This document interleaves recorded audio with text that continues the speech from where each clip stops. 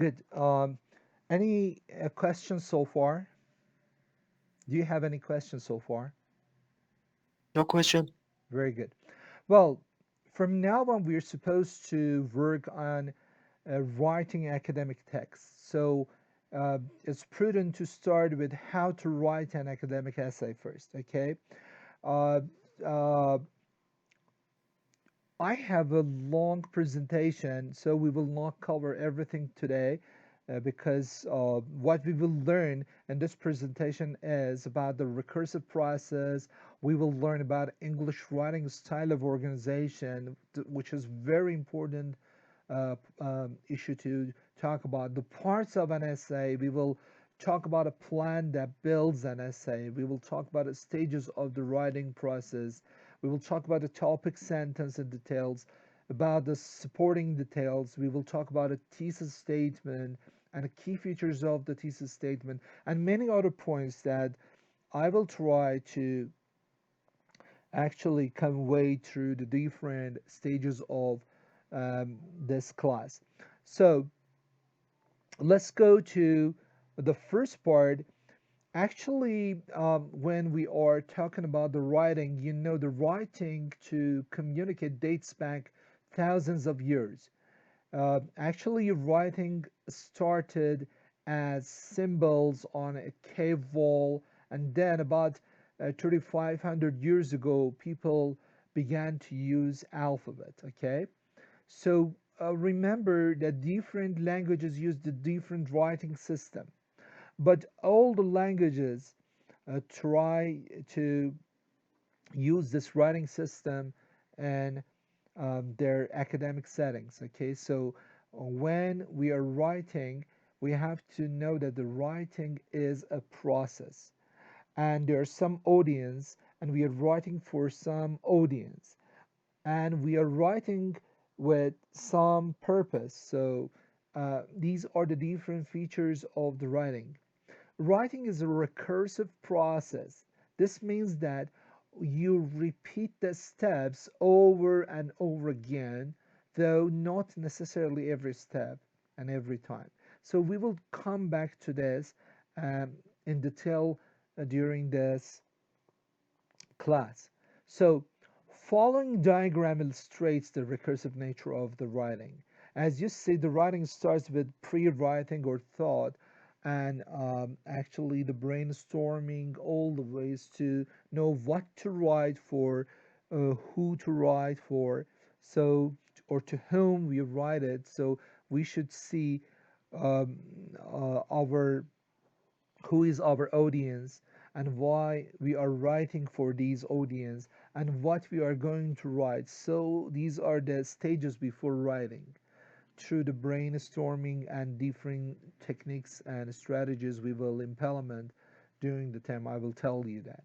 So we will write the draft, the first draft. Maybe this draft requires some revise and edit. So when you write the draft, there's some grammatical or stylistic problems. So in that case, we need to edit this draft. So we repolish the draft many times in order to make error-free passage. So sometimes we, uh, in terms of the big idea, we revise it so the ideas are changed. So we add some new ideas, we exclude some other ideas. So this is a part of the revision of the process of writing. I do apologize. When you are editing your text, you have to consider the mechanics of writing. So the grammar is important, punctuation is important, spelling is important, numbering is important. These are the part of the editing. And before publishing, again, you need a proofread, which is the ultimate process before actually publishing your writing. So this is recursive. So in some cases, you have to come back and ask the people to give you different people to give you feedback.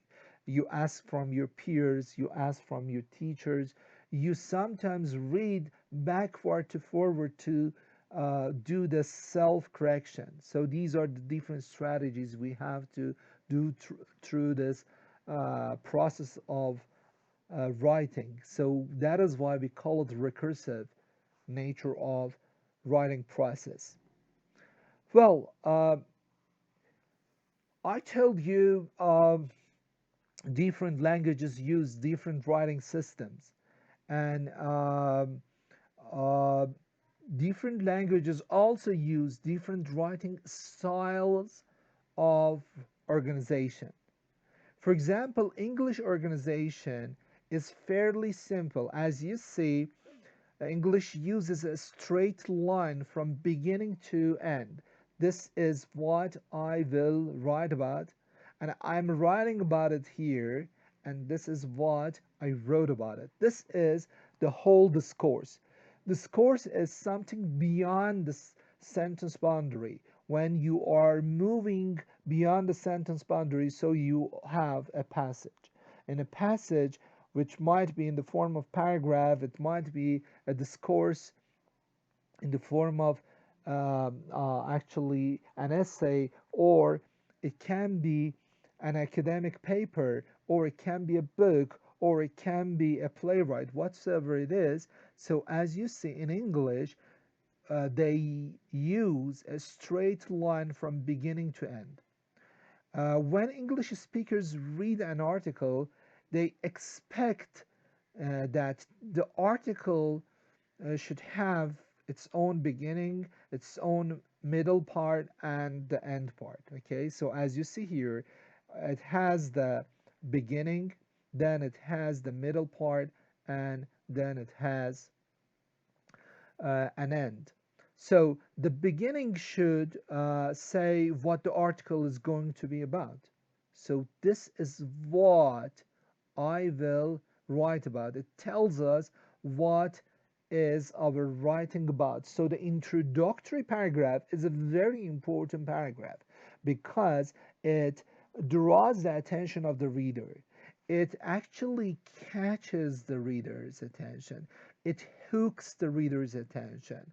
So beginning should say what the article is going to be about, and the middle should talk about the topic of this article. I'm writing about it here.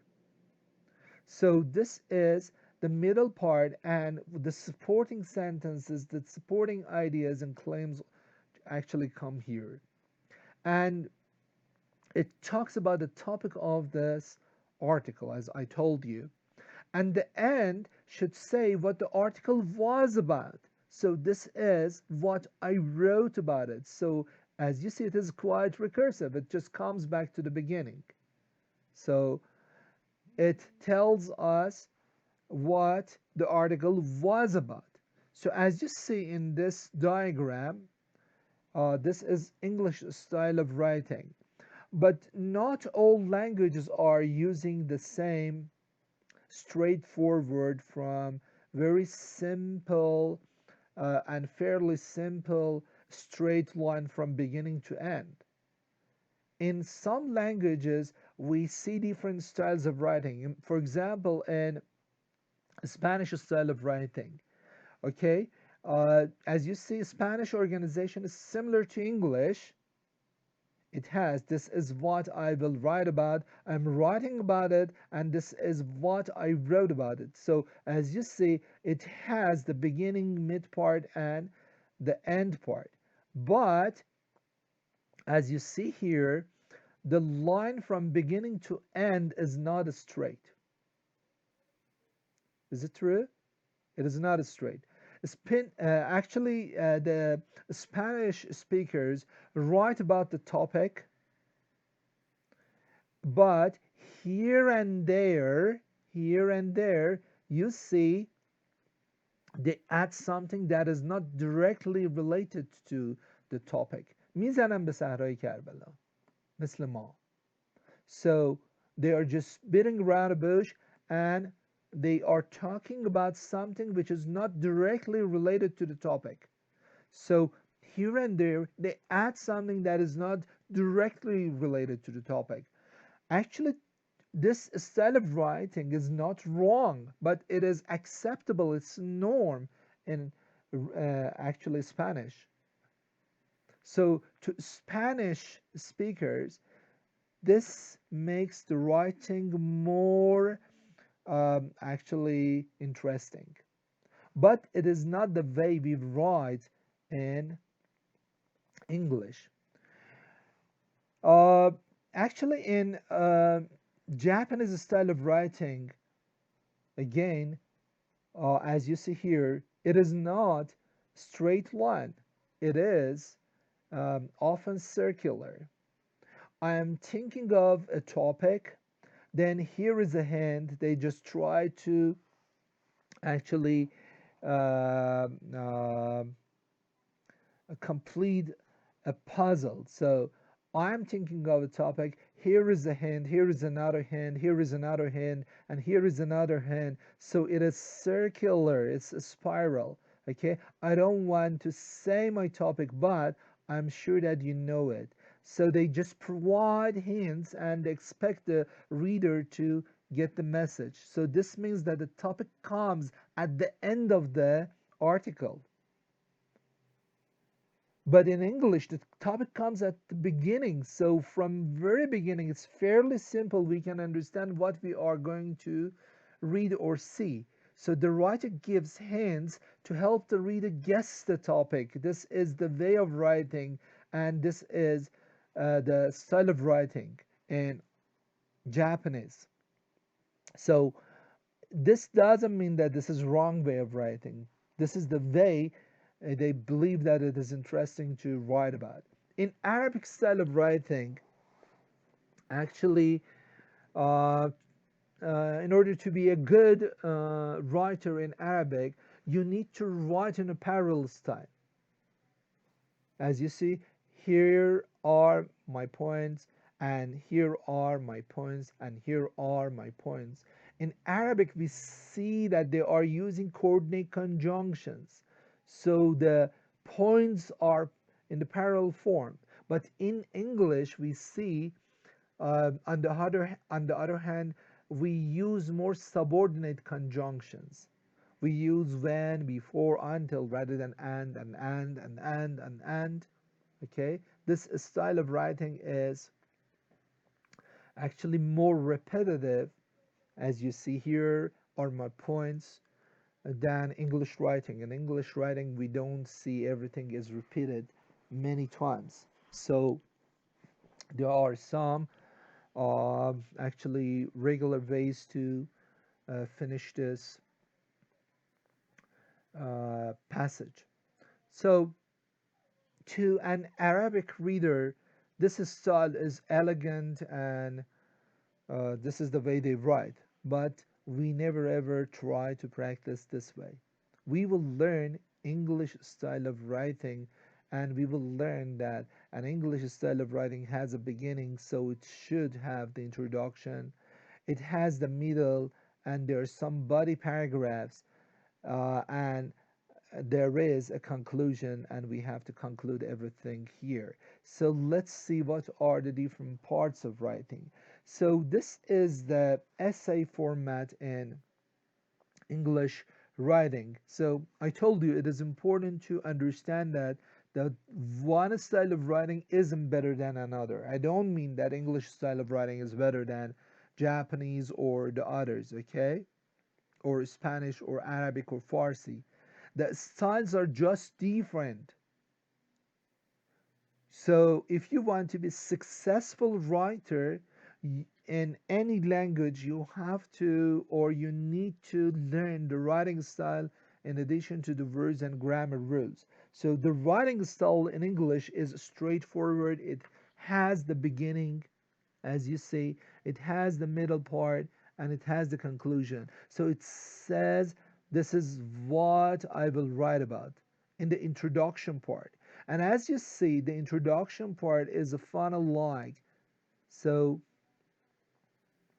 this funnel shows that when you are writing the introduction is started with something which is too general, and it goes to something which is too specific here. So the thesis statement, which is the most important sentence in an academic essay, and it tells what we are going to write about, and this is our claim. This is the point we make. The points we make comes in the thesis statement. This is our thesis. This is our argument. So this is more specific, and it comes at the end of the introductory paragraph. Then we have the body paragraphs, or the body paragraph, or body paragraphs. I'm writing about what we claimed here at the end of the introductory paragraph. So each body paragraph has its own paragraphs. So as you see, there are some paragraphs. These paragraphs are either I shape or T shape. I will talk about the I shape and T shape later. Then we will try to conclude everything. So we have the conclusion paragraph, and again, it tells what we wrote about. It is recursive. It just, as you see, it is inverted funnel, so it just goes back to the beginning, but in different style, in different grammar and different words. So this is the pattern, or this is another diagram to show it. We start with introduction, and we state the thesis at the end of the introduction in a specific form. So we start with a general statement. There are some background information to hook it to the thesis statement, which is our argument or claim. Then for each argument, we have different body paragraphs. This is body paragraph number one, number two, number three, and this can exceed three. It can be many. Okay, so here in five paragraph essay, we see three body paragraphs, and these body paragraphs are the supporting the points we had in the thesis statement. So it has its own topic sentence at the beginning. Sorry. Yes. Excuse me, how many body paragraphs are we supposed to use? I mean, we're allowed to use only one or more than that? In short paragraphs, okay, short essays, we write one or two middle paragraphs, but in long academic essays, you can write even over 15 body paragraphs.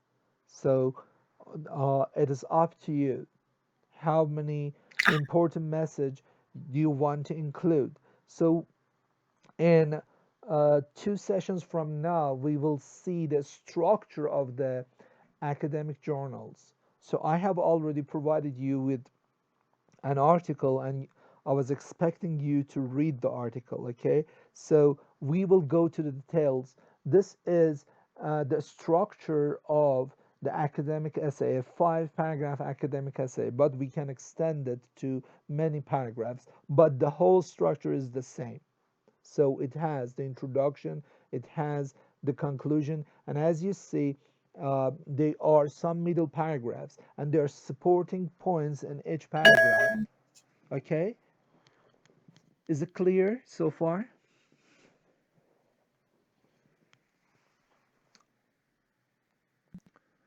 Well, so in the introduction paragraph, we need to write the hook, and the hook is the general statement. But we have to use Erfan and Mahshid. Will you please mute your mics? Thank you. A hook is an attention grabber. It just grabs the attention of the reader. The reader does not have time to read over writings. So if the introduction is not interesting, if the introduction does not draw the attention of the reader, they will actually ignore our writing. So they do not follow. So we need to write a hook which is a general statement, and then and it is attention grabber, and I will tell you how to develop this, how to write this. Then we need some background information and some context to bridge this gap and actually link the hook to the thesis statement, which is your argument, the point you make, or the points you make comes in the thesis statement, and it's more specific. So we move from more general to more specific, and the thesis statement comes at the end of the introduction paragraph. Then we have body paragraphs. As you see here, we have three body paragraphs, but we can have 10, 11, 15, or more body paragraphs. It depends on how you want to write your essay. So in each body paragraph, we have one topic sentence, which there is a, a vertical integration. There is a direct uh, uh, actually link between what we made as a point in the thesis statement and that topic sentence. So there is a direct connection between the topic sentence and the thesis statement. Then we have the facts and evidence to support the topic. Remember, thesis statement and a topic sentence are opinion, they're not facts. The fact is something which is always true. So if something is always true, so you don't have anything to add. It doesn't show your stance, it doesn't show your attitude. So this thesis or topic sentence should be in the form of an opinion. When it's an opinion, the people will listen to you to see what is new. But the fact is already true and people know that, so there is no need to read about it. So you have to write a topic sentence. A topic sentence shows your attitude, shows your stance toward the topic. Then, if you want to verify this, you need some facts, some evidence, some illustrations, some examples, some anecdotes, some statistics. So we use the other devices in order to verify the point we made in the topic and the thesis statement. So these are, the clues or the different features of um, an acceptable or good body paragraph. And then we have the conclusion. In the conclusion, you can just summarize the questions or the thesis you had in the introduction. You can discuss the significance of the topic, each topic. You can actually reveal unanswered questions. So you just raise some questions in your body paragraphs, and here you just try to answer it. Sometimes it is a call to an action if applicable. It depends on how to end your conclusion. I will talk about them in details later. So this is another form or structure. As you see to the very left part of your uh, presentation, you have the paragraph. The paragraph is made of topic sentence, some supporting sentence or details, and some concluding sentence, a concluding sentence. So this is the structure of the body paragraph. It is a straightforward, it has the beginning, middle, and end part. And it is true for introduction paragraph, for body paragraphs, and conclusion paragraph. Introduction paragraph has its own pattern. It starts with the general statement, some background information which bridges the gap and links us to the thesis statement, which is more specific. Then we have body paragraphs.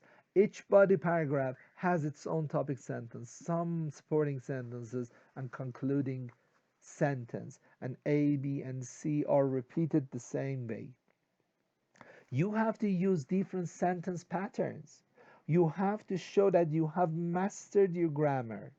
You have to actually use sentence variety. In terms of the length of the sentence should be short, actually medium sized or lengthy. If you want to avoid the monotony in your writing, you have to show this variations, stylistic variations. Okay, you should show that there is a compound sentence in your paragraph. There is a complex sentence.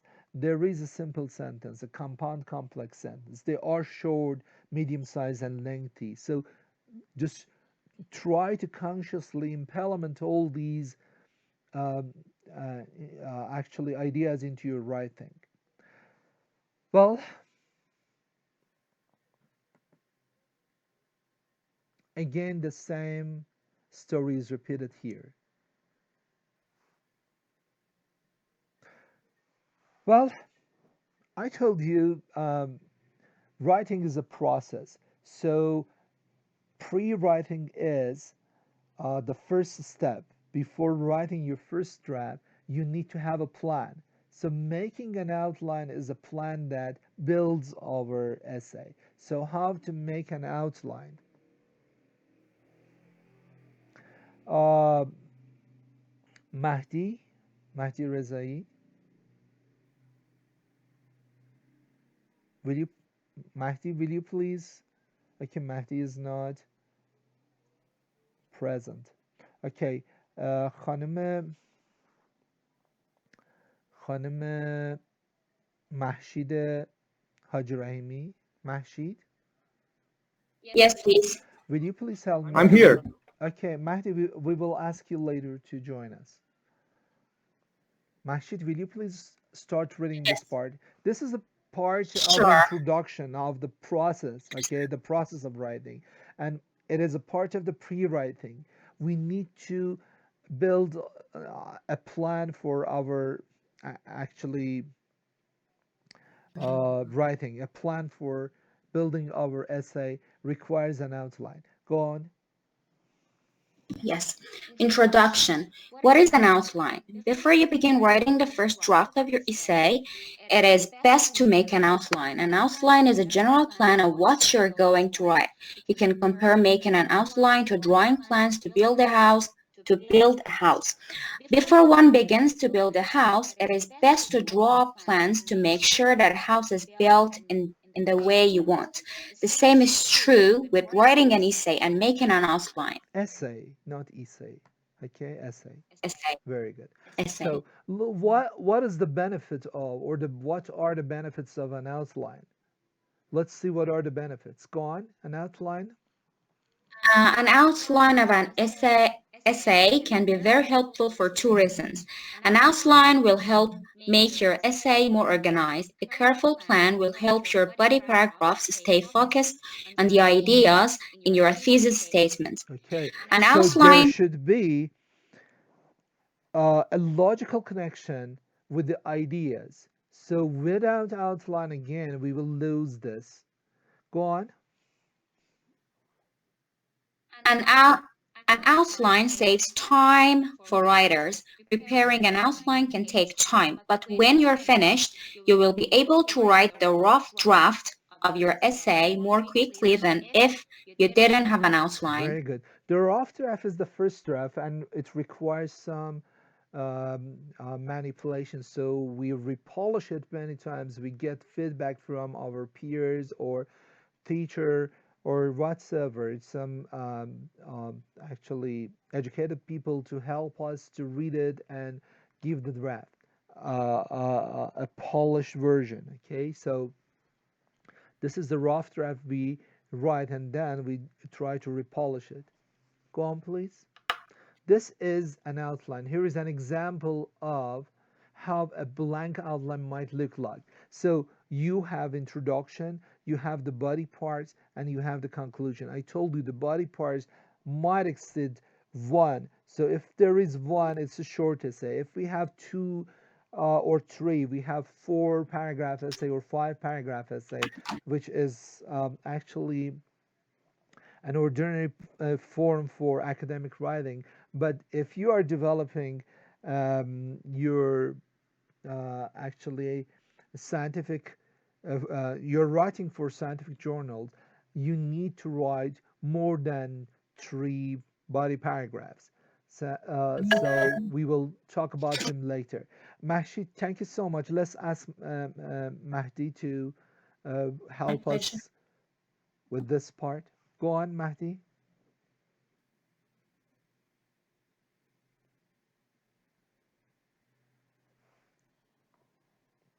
Okay, Mahdi is not here.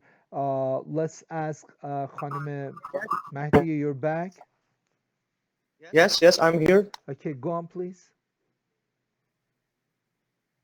I cannot see, sir. You It's don't have this page, I have, but it's not clear. so are Example, are you example using your outline. cell phone to read? Here's an example of how a blank Yeah, outline might look. yeah. One introduction, body paragraph 2, and body paragraph 3, and conclusion. So each body paragraph has its own topic sentence. The topic sentence is the Yeah. most important sentence in a paragraph. It shows actually the stance of the writers. Uh, Matty, I think someone else is talking in your background, huh? Yes, yes. Okay, will you please just ask them to be silent? So, Okay. so we have different body paragraphs. So we need a topic sentence for each paragraph. Each paragraph just conveys one message. You cannot have more than one topic sentence for one paragraph for each paragraph. So if you have more than one point to actually verify in a paragraph, that paragraph is good for garbage. So we have to modify that paragraph. This is the outline. We can just think what to put there. And the supporting ideas are actually the details. We just use the elaboration. We elaborate our topic sentence by adding some facts, some reasons, some anecdotes, some I don't know statistics, some quotations. So we add all these in order to verify the point we made in each body paragraph. And all these topic sentences, one, two, three, have a logical connection with the thesis statement. They are part of the thesis statement.